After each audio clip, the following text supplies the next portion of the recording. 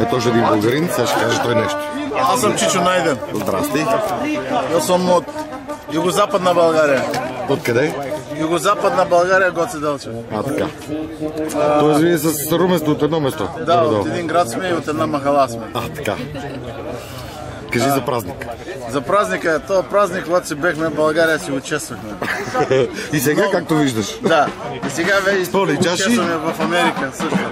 С пълни чаши и само ягнето не по хайдушки. Не, ние вчера го направихме ягнето по хайдушки, чествахме го много хубаво.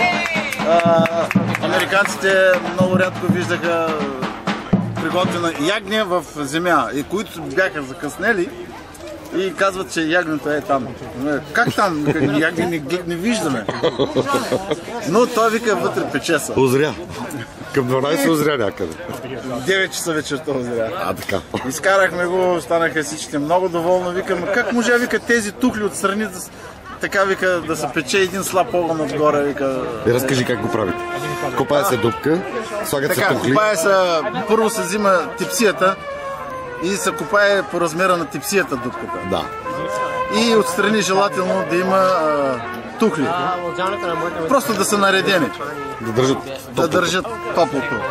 И вече след като размера на типсията е направена, всичко е точно, приготвя се, тъй така се каже, един капак, така да се каже, отгоре, и капака покрай него... Какъв е капака? Глинен? Какъв? Не, капака е железен. Железен. I'm sorry. Аз сега говоря само за дето, където са готви. Да. Малко усъвършенствам. Иначе битови хайдушки е съвсем друга технология. Да. Тя е с кожата вътре, ягнето вътре с него, с всичките подправки. Ягнето е с кожата? Да, тя е отрана. Ага. Тогава вече тя с подправки, червен пипер, черен пипер, чорбица, всички миродии, така да се каже, български миродии. Да. Се слагат в него и се приготвят. Аз много се извинявам. Пълни ли са ягнето? Не, аз много се извинявам, че малко моят български е... Екстра ти е български. Не ми е, някой път говоря в сегашно време. Но... Така, и ягнето желателно да бъде на 6 месеца, не, на 3 месеца, 5 месеца. Да бъде запазено. Запазено, така, още сокалче да бъде. Да. Това е много важно. Най-важното, което беше, когато хваща кокала, като го изкарахме ягнето и хваща кокала, така само тресе и месото пада, само кокалчето остава. Какво е съпроводено с това агне? Само гол агне? Какво ли не? Кажи ми какво ли не. Музика на първо място. Ягните се вади с музика.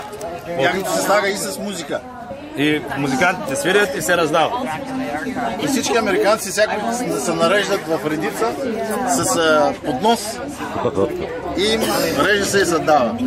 Това така се каже, това вече стана традиция тук, 4-та, може и 5-та година. Страхотно, съжалявам, че не можах да дадя. Много жалко.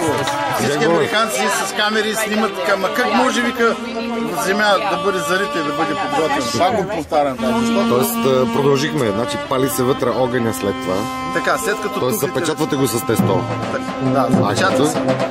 Но, преди тази процедура да се постави ягнето, 2 часа имаме огън. Силен огън да гори. И след като огън изгори, жирта остава вътре. Не се изкарва. Само тези дървета, които не са изгорели, които клеят, те се изслаждат, а останалото си остава вътре. Това е за огъня. А как се подготвя ягнето? Ягнето е цяло. Желателно да бъде с главата. Ще продължи и после, че сега много шумно.